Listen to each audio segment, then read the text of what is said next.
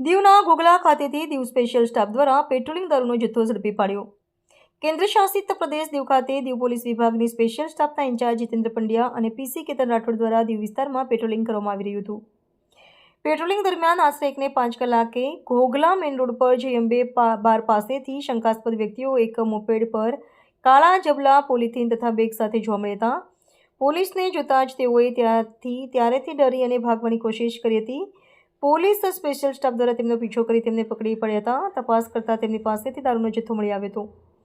દારૂના જથ્થા સાથે 2 શખ્સની ધરપકડ કરવામાં આવી હતી। તેમની પૂછપરછ કરતા જાણવા મળ્યું કે આ બંને શખ્સમાંથી એકનું નામ મયુર મોહનભાઈ ચૌહાણ, ઉંમર વર્ષ 25, રહેવાસી મોટા કોલીવાડા, ગરબી ચોક, ઉના, ગીર સોમનાથ અને બીજા શખ્સનું નામ બામણિયા હિતેશ રમેશભાઈ, ઉંમર 19 વર્ષ, રહેવાસી વિદ્યાનગરવાડી વિસ્તાર, ઉના, ગીર સોમનાથના છે। તેઓ પાસેથી વિવિધ બ્રાન્ડની 19,000નો પાસ પરમિટ વગરનો દારૂ મળી આવ્યો હતો।